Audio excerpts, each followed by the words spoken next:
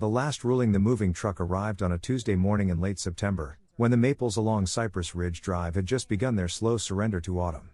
Margaret Maggie Calloway stepped out of her silver Subaru and stood for a moment on the sidewalk, hands in the pockets of her worn corduroys, looking up at the house she had bought 3 months ago without ever setting foot inside it. She was 58 years old. 5'4" in her running shoes. Her hair was the particular shade of silver that happens when dark auburn gives up the fight gradually, strand by strand, over decades. She had crow's feet at the corners of her eyes that deepened when she smiled, which was often, and a small scar on her chin from a bicycle accident in 1987 that she had never bothered to explain to anyone who asked. She looked, in the way that certain women of a certain age look, like someone's favorite professor. Someone approachable. Someone easy to underestimate. She had spent 32 years as a federal judge in the Ninth Circuit. Before that, 8 years as an assistant United States attorney prosecuting public corruption cases in Northern California. She had presided over trials that made front pages. She had written opinions that became standard citations in law schools from Maine to Hawaii. She had sentenced sitting city councilmen, corporate executives, and once, memorably, a sitting Superior Court judge who had been taking cash payments to reduce sentences. She had done all of this with the same unhurried, methodical precision she now applied to directing the 2 men from Atlas Moving Company on exactly where to place her grandmother's writing desk. Left, she said. A little more. Stop. She had chosen Cypress Ridge for the garden potential. The previous owners had left behind a half-dead rose garden along the south fence that Maggie had recognized, from the listing photos, as salvageable. She had spent considerable time in the past few years thinking about what she would do when she retired, and the answer had, over those years, narrowed to something simple: she wanted to grow things. She wanted to read books she had been meaning to read since 1994. She wanted to sleep past 6 o'clock. What she had not wanted, and had not anticipated, was Vivian Cross. Vivian Cross arrived at 11:47 that first morning, which Maggie would later note in the small leather-bound notebook she kept in the chest pocket of whatever she was wearing. The notebook was a habit from 30 years on the bench. Everything went in it. Dates, times, exact words spoken, names of witnesses present. Her clerks had called it the ledger. She called it common sense. Vivian Cross was 50 years old, though she dressed and moved like someone who considered 50 a personal failure to be compensated for through effort. She was tall, expensively maintained, and wore a cream-colored blazer over dark slacks that had clearly been pressed that morning. She carried an iPad Pro in a monogrammed leather case in her left hand and extended her right with the confidence of someone who has never, in their adult life, had a handshake refused. "You must be Margaret Calloway," she said. Not a question. A declaration. "I'm Vivian Cross, president of the Cypress Ridge Homeowners Association. We are so glad to have you joining our community." The smile was wide and warm and did not reach her eyes. Maggie said, shaking the hand. "Thank you. Of course. I wanted to come personally to welcome you and to make sure you received your copy of the Community Standards Guide." She produced from somewhere, Maggie had not seen where, a spiral-bound document of considerable thickness and held it out. "It's 49 pages, but don't let that intimidate you. We find that most residents who take the time to read it thoroughly have a very smooth transition into the community." Maggie took the document. It had weight. She glanced at the cover, which featured a photograph of the Cypress Ridge entrance fountain and the words "Living in Excellence, Your Cypress Ridge Community Standards Guide, 9th edition." 9th edition, Maggie said. "We update it annually," Vivian said, with evident satisfaction. "The community has very high standards and those standards evolve. We've found that consistency and clarity are the foundation of what makes Cypress Ridge special." Maggie nodded. She was listening, but she was also, in the way that had become so habitual it was no longer conscious, cataloging. The iPad. The monogram, VC, embossed in gold.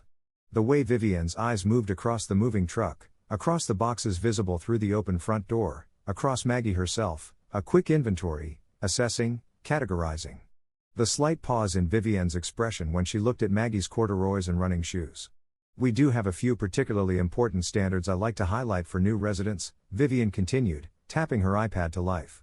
"Mailbox color must conform to the approved palette. The specific Pantone code is on page 12. Lawn height maximum is 3 inches measured at the highest blade. No exterior decorations of any kind during non-holiday periods. And garbage receptacles must be returned to their designated storage areas within 4 hours of collection." 4 hours, Maggie said. "We've found that longer periods create an aesthetic inconsistency that impacts property values for the entire community." Vivian looked up from the iPad with a practiced smile. "I know it seems detailed, but it really does make a difference. Maggie opened her notebook. Wrote down the time, 11:47. Wrote, V. Cross, HOA President. iPad. Cream blazer. Reviewed rules mailbox color, lawn height, exterior decoration, garbage schedule. Did not inquire about my background, profession, or reason for moving to CR. She looked up. I'll read it thoroughly, she said. Vivian seemed to decide something about Maggie in that moment, something that would prove to be the most consequential miscalculation of her considerable career in community governance. Wonderful, she said. Welcome to Cypress Ridge. On her third evening in the house, Maggie sat on the back porch with a glass of Pinot Noir and the 49-page Community Standards Guide and read every word of it twice. She had a yellow legal pad beside her and took notes as she read. Old habits. By the end of the second reading, she had flagged 14 provisions that appeared in the 9th edition but not in the original CC&R she had obtained from the County Recorder's Office, a standard document that any homeowner had the right to request and that Maggie had requested the week before closing on the house, because that is what you do when you are buying property in a governed community, if you are the kind of person who reads things carefully. The original CC&Rs, recorded in 2003 when Cypress Ridge was developed, allowed fines for violations not to exceed $100 per occurrence.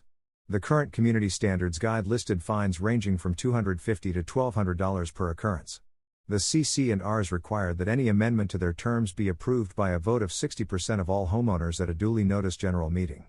Maggie had also obtained from the County Recorder's Office the recorded amendments to the Cypress Ridge CC&Rs. There were 3. The last one had been recorded in 2009. None of the 14 provisions she had flagged appeared in any of the recorded amendments. She wrote on the legal pad, fine schedule in guide exceeds CC&R maximum. No recorded amendment authorizing increase. 14 provisions in guide not in CC&Rs or any recorded amendment. Query, by what authority? She finished her wine and went to bed. She met Darnell and Patricia Oka for the following Saturday, when they were doing yard work next door and Maggie was attempting to assess the damage to the rose garden.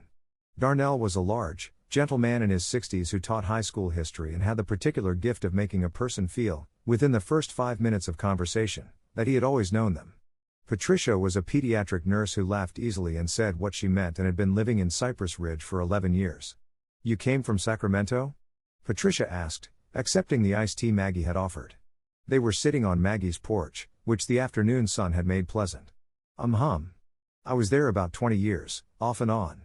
What did you do there? It was a question Maggie had been asked dozens of times in the past 8 months of retirement, and she had developed a formula for it. I worked for the federal government, she said. Courts. I'm retired now.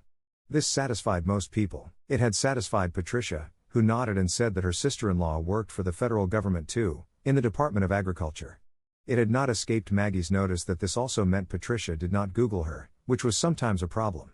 Maggie preferred to be underestimated. She had built an entire professional methodology around it. How are you finding the community? Darnell asked. Still getting settled. I met Vivian Cross. Something passed between the Okafors. Not a look exactly. A stillness. She came by the first day, Maggie said. She always comes by the first day, Patricia said, with a careful neutrality. Have you had any difficulties with the HOA? Maggie asked. She asked it simply, without inflection, the way she might ask it in a deposition. Another stillness. Then Patricia looked at Darnell and Darnell looked at his iced tea. We've had some notices, Darnell said. What kind? The usual kind, he said. Lawn height. Trash can timing. Once for a basketball hoop in the driveway, which Tyler uses. He's our son, 16, even though the rules say recreational equipment in driveways is permitted if not in use. We were cited for it when it was in use. During a game. With Tyler and 2 of his friends. How often? Maggie asked. About once every 6 weeks, Patricia said. For the past 4 years. How much in fines? $3,200 over 4 years, Darnell said. Give or take. Have you contested any of them? Patricia made a small sound that wasn't quite a laugh. Once. 2 years ago, the lawn height notice. We took photos showing the lawn was 2.5 inches. The guide says maximum 3 inches. Vivian said our measurement methodology was incorrect and the fine stood. She paused. When we asked for the HOA's measurement methodology, in writing, we received a letter from the HOA attorney threatening us with escalating fines if we continued to disrupt community operations. Maggie wrote none of this down in front of them, but she catalogued it with the precision she would have applied to a witness interview. She noted the specific amounts, the specific timeline, the specific nature of the violations, and the specific response to challenge. She noted that the Okafors were the only black family she had seen so far on their cul-de-sac of 12 homes. She noted this without drawing conclusions that her evidence did not yet support, because that was how she had always worked, but she wrote it down that evening in the notebook. "I think I'd like to attend the next HOA meeting," she said. "It's the second Thursday of the month," Darnell said. 7 o'clock. Clubhouse. "They're not particularly open," Patricia said carefully. "I have a right to attend," Maggie said. "I'm a homeowner," and then she smiled, and it was warm and genuine, and Patricia Okafor would tell her husband later that evening that there was something about their new neighbor that she couldn't quite put her finger on, something about the way she said things like "I have a right to attend" that made it sound less like an assertion and more like a chess move already 5 steps ahead. The first violation notice arrived 9 days after Maggie moved in. It came in a cream-colored envelope with the Cypress Ridge logo embossed in the upper left corner and was printed on what was clearly a template. "Dear Ms. Calloway, this notice is to inform you that the following violation of Cypress Ridge community standards has been observed and documented. Violation: mailbox paint color not in conformance with approved Cypress Ridge palette, Ref. Community Standards Guide Section 4. 2. 1. Observed color, dark gray. Required color, charcoal, Pantone 7540C. Fine assessed, $350. You have 14 days to cure the violation and 14 days to remit payment. Failure to do so will result in escalating fines and potential placement of an assessment lien against your property." Cypress Ridge Homeowners Association. Vivian Cross. President Maggie held the letter for a moment. Then she went to her car and retrieved from the glove compartment the Pantone fan deck she had purchased the previous summer when she was considering repainting her Sacramento condo. She found Pantone 7540C. She took it to the mailbox and held it against the paint. Then she photographed both the fan deck and the mailbox side by side, including a ruler for scale and a visible timestamp on her phone. She sent the photograph to her personal email with the subject line, "Mailbox color, Pantone 7540C confirmed match. Sep 29. Then she wrote a response to the violation notice. It was 3 paragraphs long. The first paragraph identified the specific Pantone code cited in the guide and noted that her professional color matching analysis confirmed the mailbox to be in compliance. The second paragraph requested, pursuant to the CC&R's Section 12. 3, the documentation underlying the alleged violation, including the name of the inspector, the date and time of inspection, the measurement or comparison methodology used, and any photographic evidence. The third paragraph noted that pursuant to the California Civil Code governing common interest developments, she was exercising her right to dispute this finding, and that no fine would be remitted until the dispute process had been completed. She sent it certified mail, return receipt requested. She kept a copy. She also, because she was thorough, sent a copy to her son Thomas, who was 30 years old and worked as a housing rights attorney at a nonprofit in Portland. She attached a brief cover note, "Thomas, keeping you informed. Don't worry. I've handled worse than this." Thomas called her an hour later. "Mom. What's going on?" "Nothing dramatic, a homeowners association with an apparently flexible relationship with its own governing documents. Are you sure you don't want to just pay the fine and keep my head down?" A pause. "I was going to say rest. You just retired 6 months ago." "I'm resting. I'm also protecting my legal rights as a homeowner, which is entirely compatible with resting. You've been there 10 days. I'm aware. Mom. You worked for 32 years. You don't have to, Thomas." Her voice was not unkind. "Do you remember the Rivera case? 2019? Of course. Do you remember what I said when you asked me why I kept taking cases that were, technically, not the most efficient use of my time?" He was quiet for a moment. "You said the system only works if someone uses it correctly." "That's right." She paused. "I'm using it correctly. That's all." There was a longer silence on the line. Then Thomas said, "Can you please just keep me updated?" "That's why I sent you the file," she said. She attended the October HOA meeting on a Thursday evening. The clubhouse was a well-appointed room that could seat perhaps 80 people, and there were about 40 residents present when Maggie arrived, which she suspected was more than usual based on the slightly surprised expression Vivian's assistant, a young man named Brett who appeared to double as the club's general factotum, showed when he handed her a name tag. Vivian sat at the head of a long folding table with 2 other board members on either side.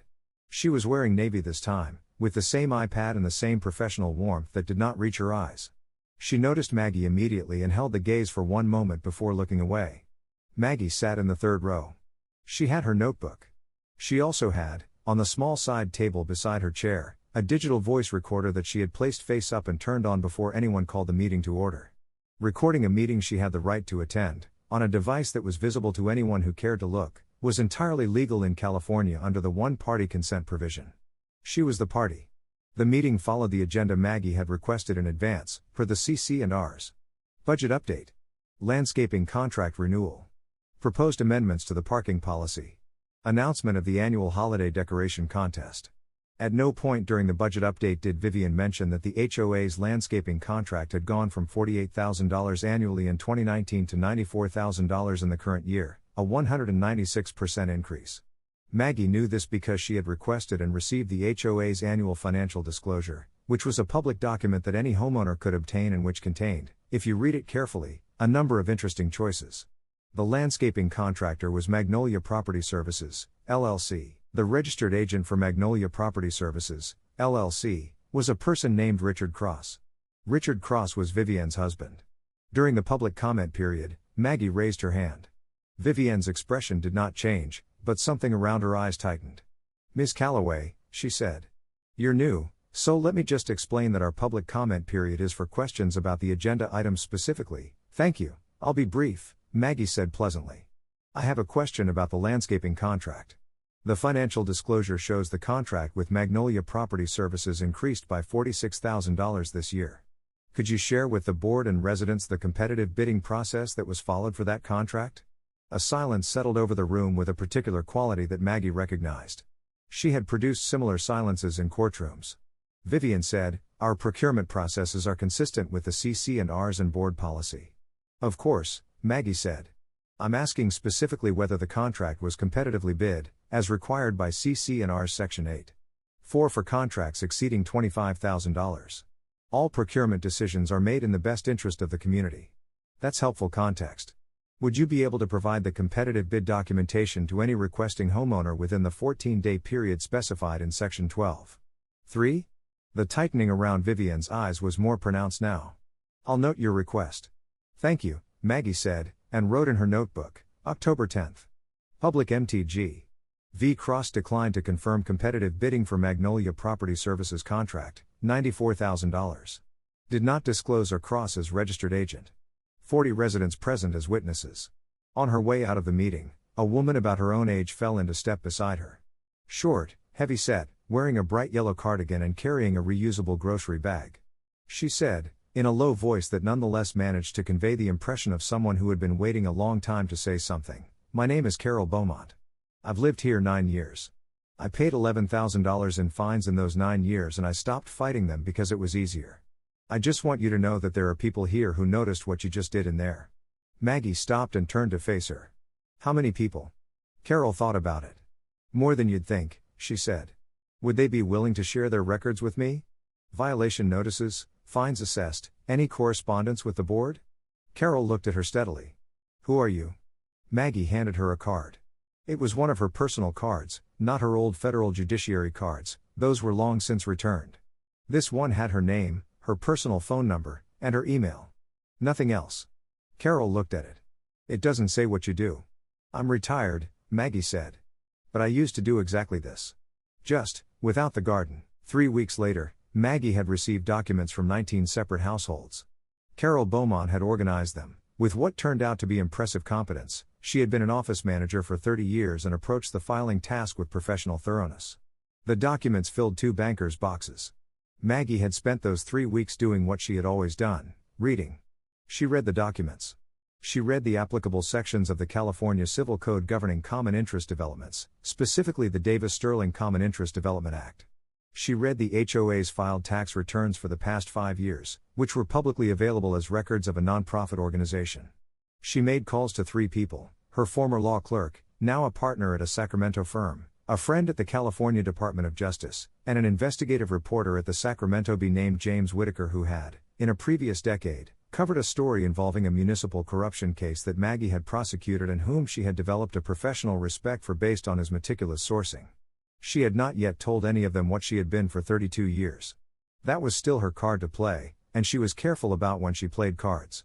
What she had, by mid-October, was the following: The HOA had assessed fines totaling approximately $340,000 against Cypress Ridge residents over the preceding 5 years. Of these, she had been able to document at least $112,000 in fines that lacked valid legal basis, assessed under provisions that had never been properly incorporated into the CC&Rs, or that exceeded the fine limits authorized in the CC&Rs, or both. The Magnolia Property Services landscaping contract had been awarded without competitive bidding in 4 consecutive years, in violation of CC&Rs Section 8.4.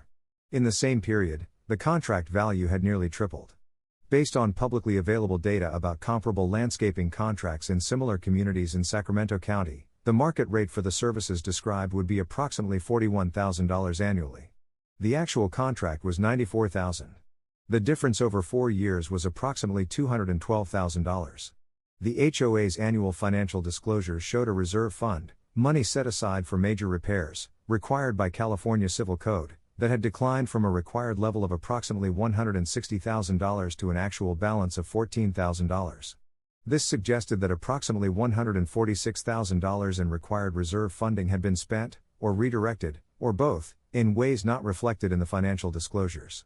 Vivian Cross had not disclosed to any homeowner meeting, in any recorded minutes Maggie could obtain, that her husband was the owner of the primary HOA contractor. Maggie also had something else, which she had discovered in the second banker's box. Of the 19 households who had provided records, Maggie had found something in the pattern of violations that she noted carefully and without rush in her legal pad. 12 of the 19 households were families of color or families with a non-English speaking member. Of the 7 remaining, 5 were headed by single women.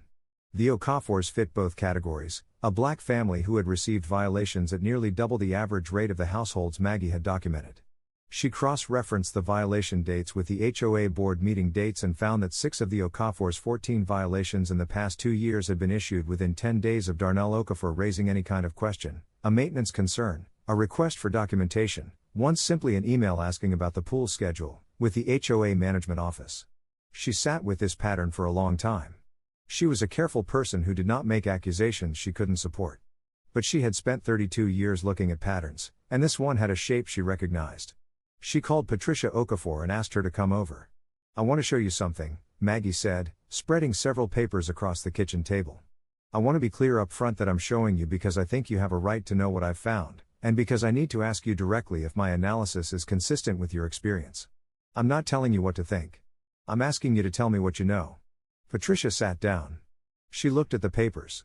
Maggie walked her through it methodically: the timing correlation, the violation rate comparison, the 5-year data. Patricia was quiet for a while. Then she said, "When we moved in, 11 years ago, there were 8 black families in Cypress Ridge. Now there are 3.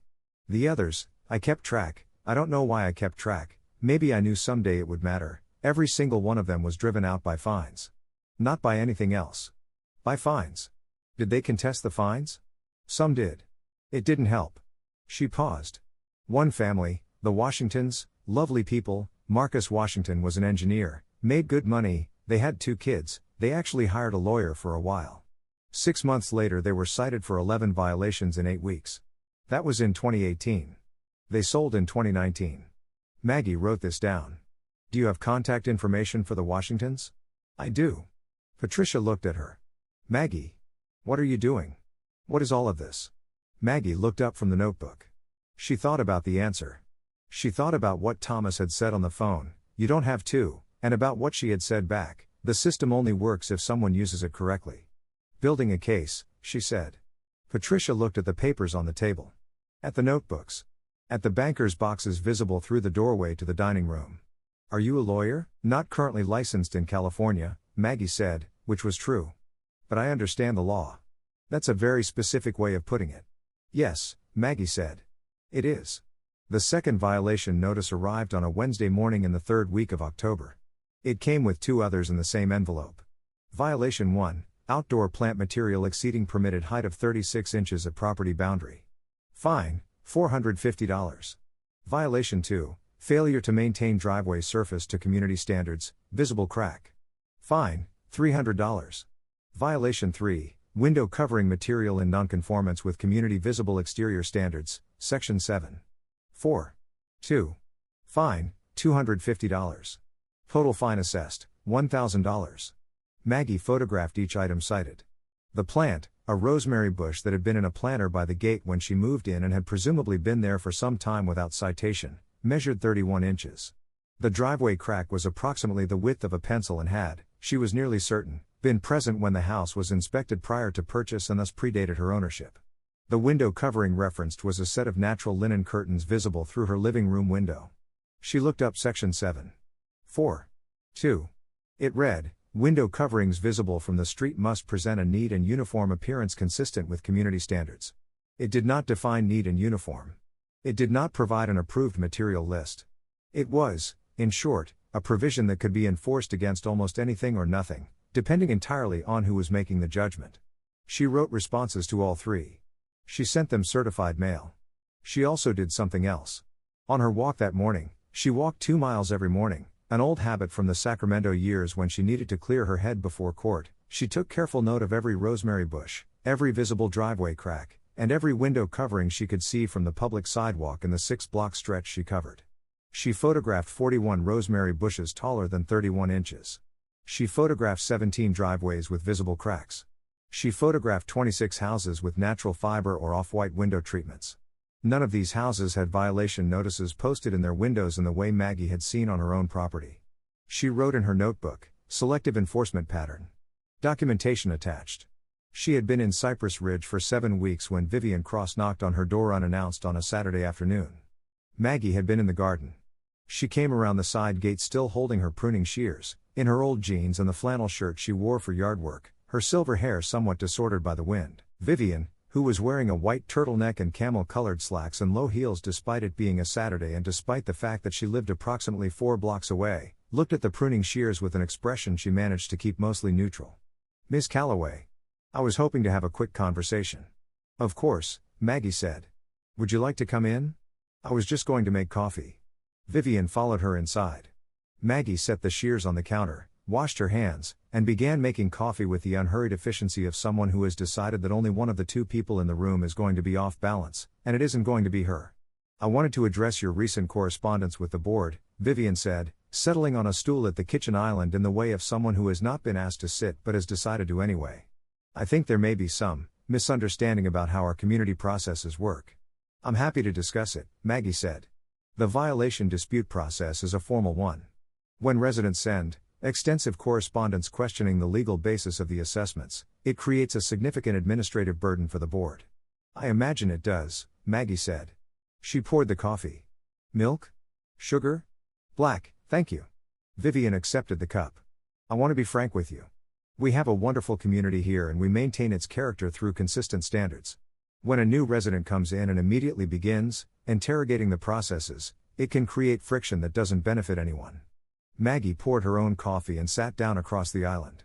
She looked at Vivian with the calm, patient expression she had spent 32 years perfecting, the one that communicated nothing specific but somehow made people feel that she was reading them very carefully, and finding everything she expected. "I appreciate you being frank," she said. "Let me be equally frank.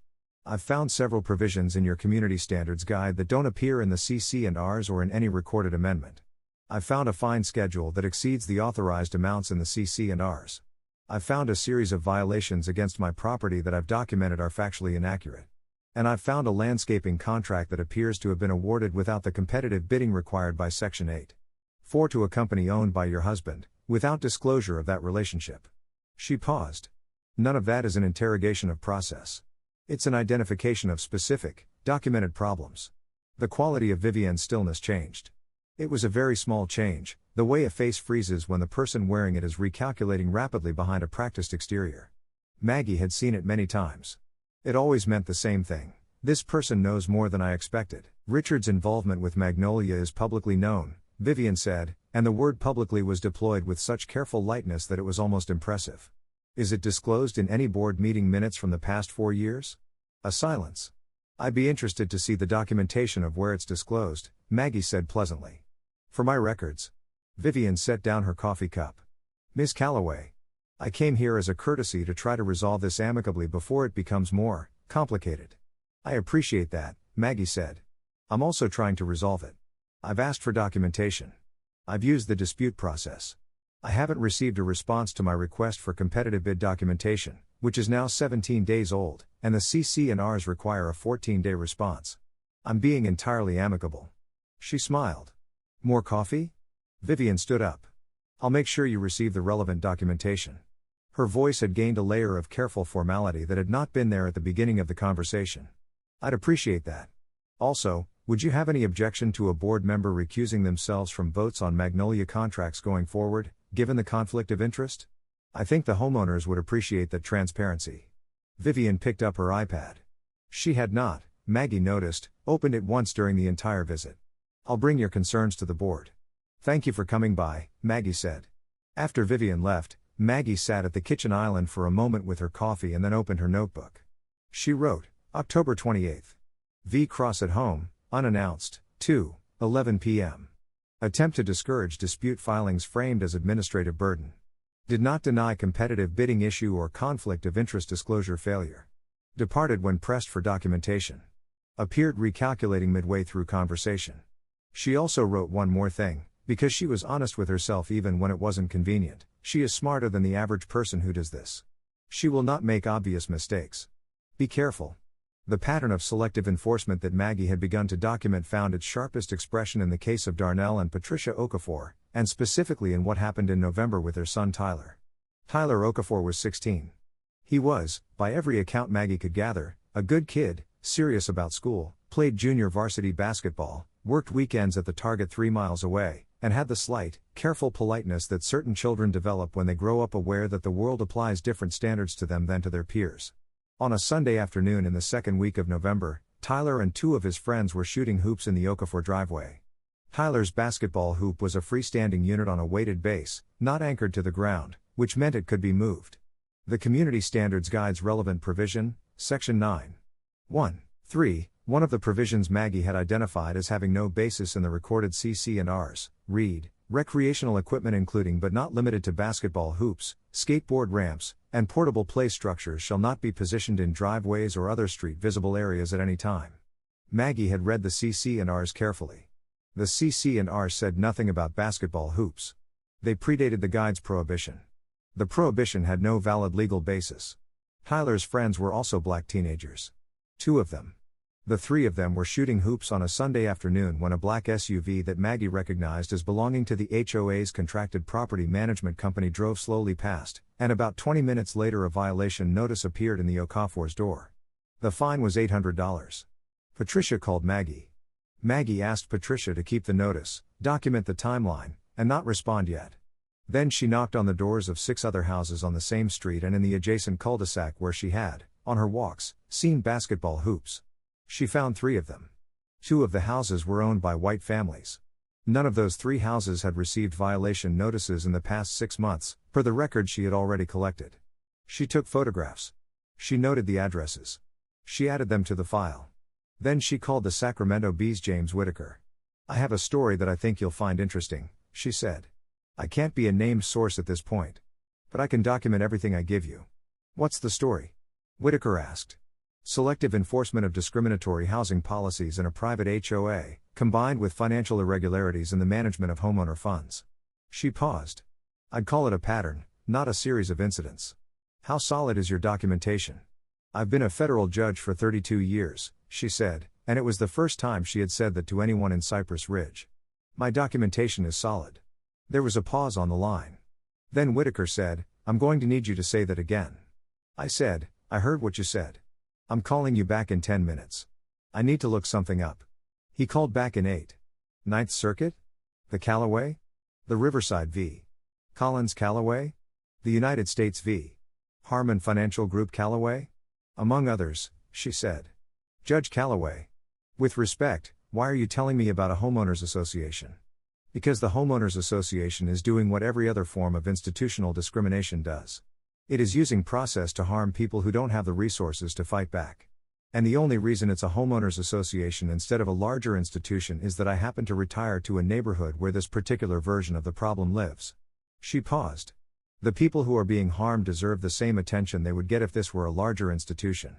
The mechanism is the same, only the scale is different. Whitaker was quiet for a moment. When can we meet?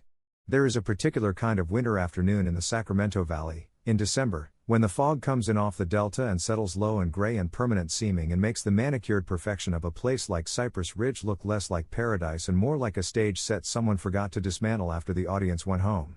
On one such afternoon, Maggie Calloway sat at her kitchen table with Carol Beaumont, Patricia Okafor, a woman named Sandra Mee who had moved to Cypress Ridge 2 years ago and who was Korean American and had paid $900 in fines she now suspected were invalid, and a retired postal worker named Eugene Pruitt who had lived in the community for 14 years, had brown bag documentation of $6,000 in questionable fines, and described the first time he had challenged a violation as the worst mistake I ever made, because they came after me for 16 months straight after that. The question I want to put to all of you, Maggie said, is whether you want to take this further. I want to be honest with you about what taking it further means. It means a formal complaint to the California Department of Real Estate, which regulates HOAs. It means a complaint to the Civil Rights Division of the California Department of Fair Employment and Housing regarding the discriminatory enforcement pattern. It means potentially a lawsuit, and in that lawsuit, your names will be on the documents and your histories here will be in the record. She looked around the table. It also means that things will very likely get worse before they get better. Vivian Cross does not seem to me like someone who will step aside gracefully. She'll come after us, Eugene said. Almost certainly. More fines? More fines, more pressure. Possibly attempts to discredit you individually. She folded her hands on the table. I need you to know that going in. And I need to know that each of you is making this decision because you want to, not because I've pushed you to. Carol said, I've lived here 9 years and paid $11,000 in fines that were either outright invalid or selectively enforced. I have watched 3 families I cared about get driven out of this neighborhood. If there is a process that can change this, I want to be part of it. Sandra said, quietly, when I moved in, Vivian told me, she told me directly, I should have written it down but I didn't, she said, we've worked hard to build a community with a very specific character here. And she was looking at me when she said it. I've thought about that conversation for 2 years. The table was quiet for a moment. Patricia looked at Darnell, who had come in 20 minutes into the meeting, who was sitting against the wall with his arms crossed not in a hostile way but in the way of someone who has been carrying something for a long time and is deciding whether to set it down. Tyler asked me last week, Darnell said, why we don't move. He said it with this resignation. Like he was already assuming we'd eventually lose. He's 16. He stopped. I told him we weren't going anywhere. I don't want to tell him that and then prove I was wrong. Maggie nodded. She wrote nothing in the notebook. Some things didn't need to be written down. All right, she said. Here's what we're going to do. December was the preparation month. Maggie worked with the focus she had brought to her most complex federal cases, not frantic, not rushed, but continuous and precise. Her former law clerk, Karen Reyes, now a partner at Holt, Reyes & Associate in Sacramento, agreed to represent the group on a contingency basis once Maggie walked her through the documentation. This is remarkably solid, Karen said, reviewing the files in Maggie's dining room one afternoon, surrounded by organized bankers' boxes with labeled tabs. I've been doing this a while, Maggie said. The discriminatory enforcement claim is your strongest, Karen said. If we can show the pattern consistently, we can show the pattern consistently, Maggie said. I have 5 years of comparative data from 19 households. The violation rate for non-white households is 2.4 times the violation rate for white households controlling for similar household size and property age. The escalation after challenge pattern is documented in 8 of the 12 non-white households. The families who were driven out, I've contacted 4 of them, and 3 have agreed to provide declarations. Karen put down the page she was reading and looked at her. Judge Calloway. With all due respect. You've been here 3 months. 11 weeks, Maggie said. How did you? I kept my notebook, Maggie said simply. They filed the formal complaint with the California Department of Real Estate on December 15. They filed the Fair Employment and Housing complaint on the same day. James Whitaker published his first story in the Sacramento Bee on December 18. It was thorough, carefully sourced, and ran above the fold in the print edition with the headline, HOA residents allege systematic discrimination, financial irregularities in exclusive Sacramento community. Maggie was not named in the story. She had asked not to be, not yet. The story quoted Carol Beaumont, the Okafors, Sandra Mee, and Eugene Pruitt by name. It quoted, without attribution, a former federal official with extensive legal background who had assisted in compiling the documentation. It did not mention that this former federal official was living in the community and had personally provoked the review by virtue of being targeted. She was, as she had always preferred, working from the back of the room. Vivian Cross's response to the B story was fast and polished and entirely predictable to anyone who had watched her operate for more than a few months. She sent a letter to all Cypress Ridge homeowners within 48 hours of the story's publication. The letter described the accusations as baseless and politically motivated. It described the complainants as a small group of disgruntled residents with personal grievances. It reassured the community that the board takes its fiduciary responsibilities with the utmost seriousness and that any review of our practices will confirm our full compliance with all applicable laws. It did not mention Richard Cross or Magnolia Property Services. It did not mention that the fine schedule in the Community Standards Guide lacked valid legal basis. It did not address the reserve fund. 3 days after the letter was sent, Maggie received 3 more violation notices in a single envelope. One cited her for parking her car with 2 wheels partially on the grass verge when she unloaded groceries from the trunk, a matter of approximately 40 minutes on a single occasion, for which the fine was $600. One cited her for a reflective surface in her back garden. She had a small gazing ball on a stand near the rose beds, that may create glare affecting neighbors. Fine, $400. The third cited her for extended contractor presence at her property. The previous week, a plumber had spent 4 hours fixing a pipe under her kitchen sink, in violation of a provision requiring homeowners to notify the HOA of any contractor work exceeding 2 hours. Fine, $300. Total, $1,300. Maggie documented all 3, photographed all relevant evidence, and sent certified disputes. She also, for the first time, made a call she had been holding in reserve. She called an old friend named Margaret Okeke. Dr. Okeke was the director of the Housing Discrimination Unit at the California Department of Justice. They had known each other since law school. They had stayed in touch through 3 decades of careers that had occasionally intersected in official capacities and more often intersected over dinner when they were both in Sacramento. "I need to update you on something," Maggie said. "I've filed complaints through the proper channels. But I want to make sure the right people at DOJ are aware of the pattern here, because I think there's a systematic housing discrimination issue that may warrant independent investigation." "Tell me about it," Margaret Okeke said. Maggie told her. She was concise and precise and she cited specific data points. She spoke for 11 minutes. When she finished, there was a pause. "You're in this neighborhood yourself," Okeke said. "I moved in September. And they're targeting you directly." "They're targeting me as they target others, yes, though I suspect they would have been somewhat more cautious if they knew my background." "Why haven't you told them your background?" "Because," Maggie said, "I want to see the behavior as it naturally occurs before the behavior changes. If Vivian Cross knows I'm a federal judge, the enforcement pattern will change. The data will change. The residents who are the real targets of this will get less documentation of what's happening to them, not more." She paused. "I'll use my background when it's strategically optimal. Right now, the most useful thing I can be is what I appear to be, a retired woman who asks too many questions." A silence on the line. Then Okeke laughed. "You know, I've missed watching you work." "I know," Maggie said. "I've missed it too, a little." The December HOA meeting was the most attended in the history of Cypress Ridge, according to 3 longtime residents who told Maggie so independently. 94 people were in the clubhouse when the meeting came to order, which represented roughly 30% of all homeowners, an extraordinary turnout for what was usually attended by a fraction of that. The chairs had been supplemented by folding chairs from storage, and there were still people standing along the walls. Vivian Cross wore black. She sat at the center of the board table with the particular composure of someone who has decided that appearing unaffected is the only strategy available. She opened the meeting on time, proceeded through the agenda items, and did not look at the crowd more than necessary. During the public comment period, she said, "I know many of you are here because of the recent press coverage. I want to assure you that the board has thoroughly reviewed. I'd like to ask about the reserve fund," said Eugene Pruitt, from the 3rd row. "Reviewed all of our processes and found them to be, the reserve fund," Eugene said again, more firmly. "The required balance is $162,000. The last disclosed balance was $14,000. Where is the other $148,000? The room was very quiet. Vivian said, "Reserve fund management is a complex, it's a yes or no question," said Darnell Okafor, who was sitting in the 2nd row with Patricia and who had a quality of stillness about him that Maggie recognized as the particular stillness of someone who has made a decision and is at peace with it. Either the money was spent appropriately and you can document it, or it wasn't. Which is it? A murmur moved through the room. "I think we should have an independent audit," said Carol Beaumont, who had clearly thought carefully about the exact phrasing of this. "A motion to commission an independent financial audit of HOA accounts for the past 5 years. Does anyone second that?" 4 hands went up simultaneously. The motion carried, 29-4. 3 board members voted against. 1 abstained. Maggie, in the 4th row, wrote down the vote count and the time. She did not speak at this meeting.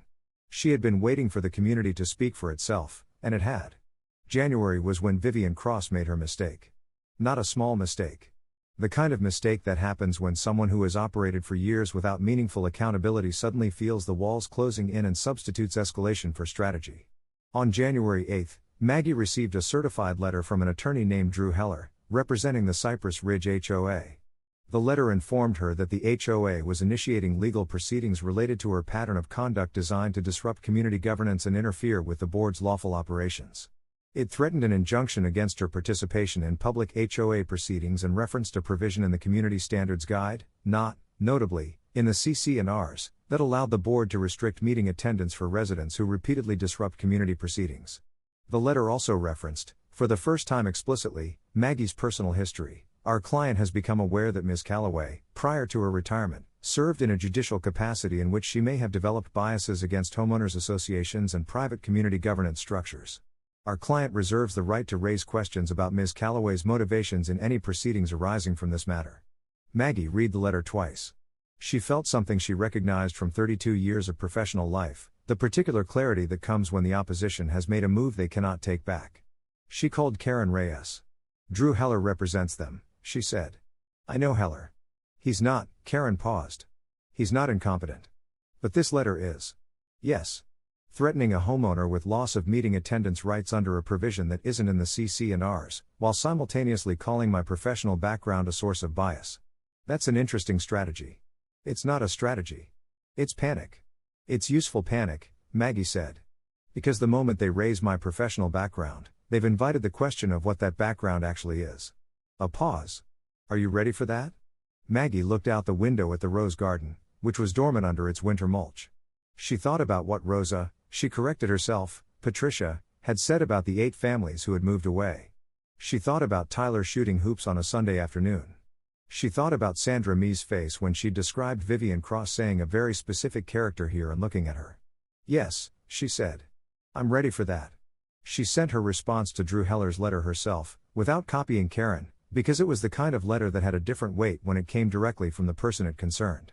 It was 6 pages long. The first 2 pages addressed the legal deficiencies of the threatened injunction, citing specific provisions of the Davis-Sterling Act, the California Constitution, and 3 relevant California appellate decisions. The 3rd page addressed the fine schedule, the unamended CC&R provisions, and the competitive bidding failure, with specific citations to each. The 4th page addressed the reserve fund deficiency and noted that California law required HOA boards to maintain reserve funds at the prescribed levels and that failure to do so could constitute a breach of fiduciary duty. The 5th page addressed the discriminatory enforcement pattern and stated explicitly that a civil rights complaint had been filed with the California Department of Fair Employment and Housing and that a separate inquiry had been initiated by the California Department of Justice's Housing Discrimination Unit. The 6th page was brief. It read, finally, I note that your client's letter raises questions about my professional background and suggests it constitutes a source of bias. I welcome the opportunity to address my background directly. I served as a United States federal judge for the Ninth Circuit from 1992 to 2024. During that time I presided over matters involving, among other areas, public corruption, housing discrimination, and nonprofit fraud. I am no longer serving on the bench, but my understanding of the applicable law is current. I am a homeowner in Cypress Ridge. I have been fined for a mailbox color that matches the approved standard. I have been fined for a rosemary bush that does not exceed the permitted height. I have been fined for a gazing ball. I have watched my neighbors be systematically targeted with invalid fines and selective enforcement for years. I have documented what I have observed with the same methodical care I applied to 32 years of federal judicial proceedings. I have not disrupted any community process. I have used the processes correctly. I intend to continue doing so. If your client wishes to reconsider its current course of action, I suggest it do so promptly. Margaret E. Calloway. She sent it certified mail to Drew Heller's office. She copied, by separate mailing, the California Department of Real Estate, the California Department of Justice Housing Discrimination Unit, and the California Attorney General's office. She also, because she thought it was time, sent a copy to James Whitaker at the Sacramento Bee with a cover note that said, James, you may now use my name and title. Attached. The Bee published the follow-up story on a Thursday morning in the 3rd week of January. The headline read, Retired Federal Judge Among HOA Residents Alleging Discrimination in Cypress Ridge Community. The story contained the relevant biographical information about Maggie, a summary of the complaints filed, quotes from Carol Beaumont and the Okafors, and a statement from Maggie herself, which read, The mechanism of discrimination changes over time. The instinct to exclude people from full participation in community life based on who they are has not changed. A homeowners association that uses its regulatory authority to systematically burden certain households while exempting others is engaged in discrimination. The fact that it's expressed through a fine schedule rather than a sign on a door does not make it different in kind. The story also contained, in its fourth paragraph, a response from Drew Heller, which stated that the HOA categorically denied all allegations and would vigorously defend itself in any proceedings. It did not address any specific allegation. By noon that Thursday, Maggie had received 47 emails from Cypress Ridge residents. By evening, she had received 11 more from residents in other Sacramento area HOA communities with similar concerns. She read every one of them. What happened over the following 6 weeks was not a single dramatic confrontation. It was a process, grinding, procedural, unsexy in the way that real accountability almost always is. It did not look like a movie. It looked like document requests and response letters and hearing dates and phone calls and carefully formatted spreadsheets. The California Department of Real Estate assigned an investigator named Patricia Hernandez to the complaint. Hernandez was thorough. She requested 4 years of HOA records. She received, from the HOA, a partial response. Maggie's letter to her, flagging the specific gaps in the production, resulted in a second production demand and a compliance deadline. The California Department of Justice opened a formal fair housing inquiry. This inquiry, unlike the DRE complaint, had subpoena power. The HOA's production to the DOJ was more complete, and it contained, buried in the financial records, documentation that Karen Reyes and Maggie reviewed together one evening in January, wire transfers from the HOA operating account to an account held by a holding company called CR Property Management LLC. CR Property Management LLC's registered agent was Vivian Cross. This was separate from the Magnolia Property Services arrangement. This was money going directly to Vivian, not to her husband's company. Over 3 years, the transfers totaled $217,000. The HOA's financial disclosures did not mention CR Property Management LLC. The HOA board minutes did not mention it. There was no contract, no documentation of services rendered, no approval by homeowner vote. Karen Reyes called it embezzlement and filed a supplemental complaint. Maggie said it was what she had suspected since she looked at the reserve fund numbers in October. Money doesn't disappear, she said, it just goes somewhere. Drew Heller withdrew as counsel for the HOA in mid-February. He was replaced by a firm that specialized in HOA law and whose first action was to send a letter to the board recommending, in the formal language of legal advice, that the board consider a negotiated resolution to the outstanding complaints. The second HOA meeting that Maggie attended, in February, was different from the first. Vivian Cross was not at the head table. She had requested a temporary leave of absence from the board, pending personal matters. The meeting was chaired by the vice president, a mild man named Gary Ellsworth who was clearly out of his depth but was also clearly trying to do the right thing and kept glancing at Maggie in the fourth row with an expression that was equal parts reassurance-seeking and relief. The independent audit had been commissioned and was underway. The motion to suspend the invalid fine schedule, specifically the provisions that lacked CC and our authority, was approved unanimously. A motion to establish a homeowner oversight committee for all contracts exceeding $20,000 was approved. A motion to refund all fines assessed under the invalid provisions, with interest, was approved in principle pending audit completion. When the vote on the refund motion was announced, Eugene Pruitt, in the second row, put his face briefly in his hands. It was not a long gesture. About 3 seconds. Then he straightened up, and Maggie, watching from the fourth row, thought about what he had said in her kitchen that evening in November about the 16 months of targeted violations after he first challenged a fine, the worst mistake I ever made, and thought about what she had learned in 32 years of presiding over the results of systems that had failed people, that the worst mistake was never challenging the wrong. The worst mistake was deciding that silence was safety when it was actually just surrender deferred. She wrote nothing in her notebook during this moment. She let it be a moment. In March, the California Attorney General's office filed a civil enforcement action against the HOA and against Vivian Cross individually for violations of the Davis-Sterling Act, the Fair Employment and Housing Act, and applicable provisions of the California Penal Code pertaining to embezzlement of funds held in a fiduciary capacity. The enforcement action did not depend on Maggie's private investigation. It used the formal complaint filings as its starting point and built independently from the produced records and DOJ investigation.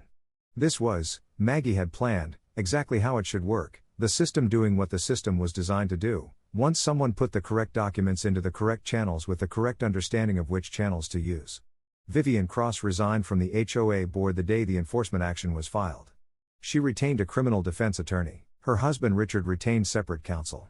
The civil litigation dragged on, as civil litigation does. But the enforcement action, the immediate, practical consequence, was swift. The invalid fine schedule was suspended by court order. The outstanding fines assessed under invalid provisions were voided. An interim monitor was appointed by the court to oversee the HOA's finances and operations pending the outcome of the enforcement action. The audit was completed in April. It found, in full, everything that Maggie had identified and outlined in October: invalid fine assessments totaling approximately $128,000 over 5 years, excess payments to Magnolia Property Services totaling $211,000 above market rate, direct transfers to CR Property Management LLC totaling $217,000 with no documented basis, and a reserve fund deficiency of $149,000. The audit also found something Maggie had not specifically identified, which gave her a degree of satisfaction she considered professionally appropriate but kept largely to herself: a systematic pattern in the fine assessment record showing that the escalation of violations following homeowner challenges was not random but coordinated. Emails between Vivian Cross and the HOA's contracted management company directing increased inspection frequency for specific households following compliance incidents, with compliance incident defined internally, in one email, as any communication from a homeowner that questions or disputes a board decision. The pattern document ran to 18 pages. It made the discriminatory enforcement claim essentially unanswerable. On a Saturday morning in May, when the roses along Maggie's south fence had begun their first full bloom under her care, she had spent the winter removing dead wood, amending the soil, and learning, from a woman at the garden center who had been growing roses for 40 years, exactly what the Rosa climbing iceberg variety needed to thrive. She sat on her back porch with coffee and a book she had been meaning to read since 1997 and had finally opened the previous week. Thomas arrived at noon with a bag of groceries and his dog, a brown mutt named Birch, who investigated the garden with professional thoroughness. They ate lunch on the porch. Thomas wanted to talk about the case, as he always did, in the way of someone who has watched their parent do something and is still processing it. Maggie was patient with this.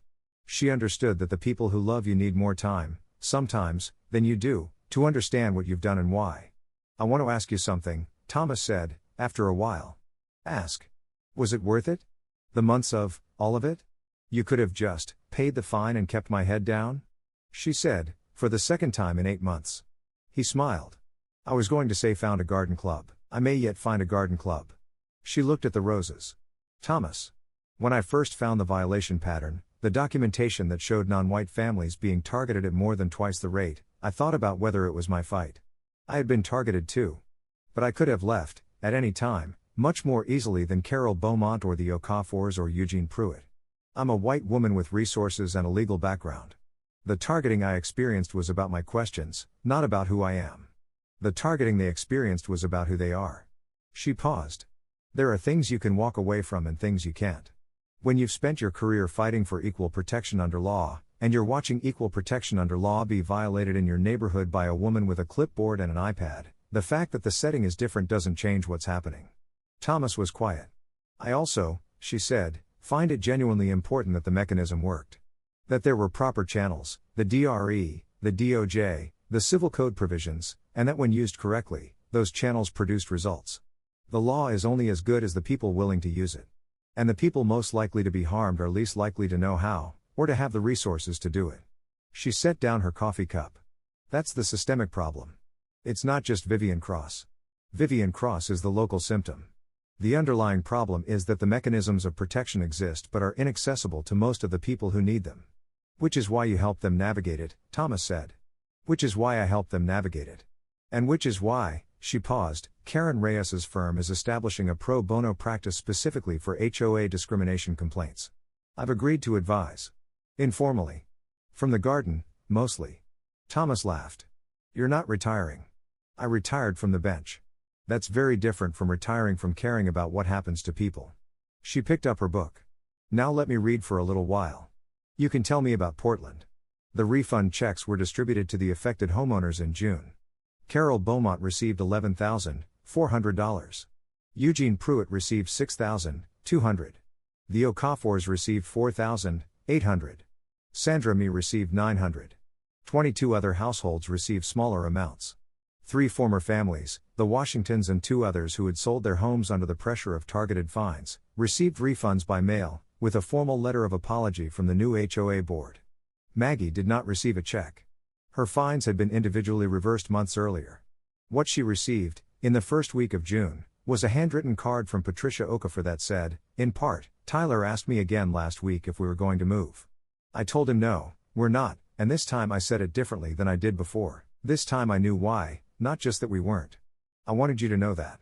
She put the card in the notebook. Not because it was evidence. Because it was. The Vivian Cross enforcement matter continued through the summer and into the fall, as these things do.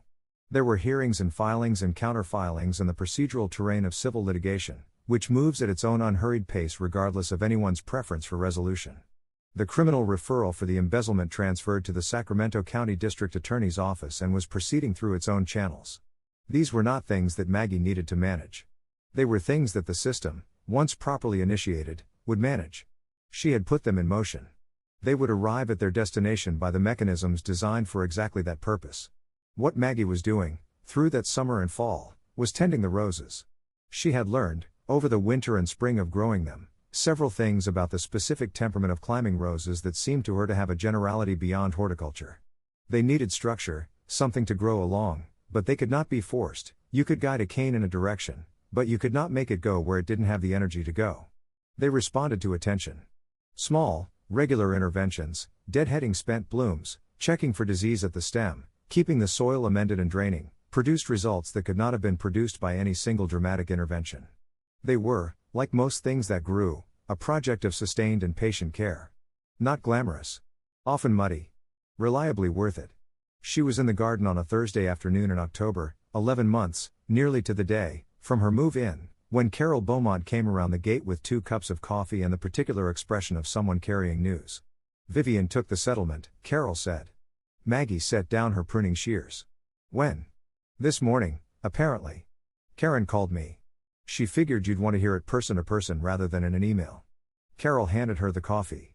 $340,000 in restitution to the HOA, plus attorney fees and costs. Personal management banned from any HOA or common interest development board in California. 5 years probation. No jail time. DA agreed to the plea deal. Maggie nodded. She picked up her coffee. She looked at the roses, which were in their second flush of bloom, the climbing icebergs making a wall of white along the south fence that was genuinely, she thought, beautiful. "Is that okay with you?" Carol asked. "No jail?" "The restitution goes to the community," Maggie said. "The personal ban means she can't do this again, not here, not anywhere. The probation means 5 years of court oversight." She paused. "I didn't do this to put Vivian Cross in prison. I did it so that what she did can't continue, and so that the people she harmed are made as whole as possible, and so that the mechanism, the system, is shown to actually work when used correctly." She looked at Carol. "That happened." Carol was quiet for a moment. "You know," she said, "when I moved here 9 years ago, I thought it was my fault. The fines. I kept thinking, if I just followed the rules more carefully, if I just," she stopped. "I read those audit findings, about the coordinated escalation emails, and I understood that it was never about the rules. It was about who had the power and who they wanted gone." "Yes," Maggie said. "But you made the system work anyway. The same system that she was using." "She was using the surface of it," Maggie said. "The vocabulary without the substance. The rules without the rights. When you know both, when you know not just what the rules say but what they're for and where they come from and what legal framework they sit inside, they can't be used against you that way. That's not arcane knowledge. It's civics." She paused. "That's actually the problem, on a larger scale. Most people don't know their rights because they were never taught them in any useful way. Not the theory of them. Not the specific, practical tools." "Maybe that changes a little," Carol said. "The new board wants to publish a plain language guide. The actual CC&Rs, the actual rights, the actual dispute process. No jargon. Somebody told me you offered to help draft it." "I offered to review it," Maggie said. "There's a difference." Carol laughed. "From the garden?" "From the garden," Maggie said. She looked at the roses. "Mostly." She finished the book she had been meaning to read since 1997 on a Sunday morning in November, sitting on the back porch in a wool sweater while the fog settled in off the delta. It had been everything she remembered it being promised, the kind of book that makes you understand something you had intuited but couldn't articulate, about time, and about what you do with it. She made a note of the date in the notebook, which had nearly filled. She would need a new one soon. She thought about something she had said to Thomas in May, that the system only works if someone uses it correctly, and whether that was entirely true. It was true as far as it went. But the more complete truth was something she had known for 32 years from the bench and had seen again in the close-up, human-sized version over the past 11 months. The system also requires that people be willing to be in it. Not just to use the mechanisms, but to stay. To not be driven out. To answer the violation notices and show up to the meetings and say, aloud, in the room, the thing that everyone present knows and that no one has said yet. The Okafors had stayed. Carol Beaumont had stayed for 9 years under conditions that would have broken most people's resolve, and had stayed long enough for someone to arrive who could help her use what she'd endured. Sandra Mee had stayed. Eugene Pruitt had stayed. The 3 former families who had been forced out had nonetheless provided declarations when asked, had re-entered the process at cost to themselves because they understood that their testimony served people still living the problem. She had been the instrument. But the instrument requires the people to be there, to persist, to have preserved the documents, to remember the details, to be willing to be named. She thought about Tyler Okafor, who was now 17, and who had been working on a history paper, Patricia had mentioned, about housing discrimination in the post-war United States. The tools his parents had used, the civil rights complaints, the DOJ inquiry, the formal legal process, had roots that ran back through decades of work by people whose names were not, mostly, well known. The Fair Housing Act of 1968. The The Davis-Sterling Act itself, which had been written specifically because California legislators in the 1980s had recognized that common interest developments could become instruments of exclusion. Every one of those protections had been built by someone who had looked at a wrong, documented it, and put it through the correct channel with sufficient persistence that the channel eventually produced a result. And none of those protections meant anything unless people knew about them and used them. This was, she thought, the actual lesson, not the one about strategy or documentation or professional expertise, which were contingent and circumstantial. The one about the relationship between knowing your rights and being able to claim them. Between civic education and civic power. Between the law as written and the law as lived. You could have the most protective legal framework in the world and it would not protect anyone who didn't know it existed, or who had been persuaded, by an environment of calculated intimidation, by a culture of don't make waves, by a dozen carefully deployed violation notices, that resistance was not worth the cost. Knowledge was the precondition. Not just legal knowledge, though that mattered. The knowledge that you had standing. That the dispute process existed. That a recorded CC&Rs document was a public record you could obtain. That the fine schedule had to be authorized somewhere. That you could ask for documentation. That a pattern of selective enforcement was not just an injustice but a legally cognizable wrong. Maggie closed the book. She looked at the garden, which was settling into its winter form, the roses cut back, the beds mulched, the perennials reduced to brown stubs waiting for spring. Dormant, not dead. Containing, under the mulch and the frost and the fog, everything it needed to bloom again. She thought she might, in addition to reviewing the new CC&Rs guide, offer to speak to the Sacramento Area HOA Residents Coalition that Karen Reyes had mentioned, something informal, something plain language, on the subject of what the law actually said and how to use it. Not a lecture. A conversation. The kind of thing that started with "you have more rights than you think" and proceeded from there. She opened the notebook to a fresh page and wrote the date. Then she wrote, rights that exist but are unknown are, in practical terms, no different from rights that don't exist. The work of making them real is education. Not as theory. As a tool that fits in someone's hand and does something. She looked at it. Then she wrote under it, start here. She picked up her coffee. The fog was lifting slightly at the edges, the way it does when the morning is going to be clear after all, and she could see the bare canes of the climbing icebergs along the fence, patient in their brown winter, already planning for April. She had a meeting with Carol tomorrow about the new residence guide. She had promised herself she would sleep past 6 o'clock. Both things were true. Both things were manageable. She turned to a fresh page and began to write.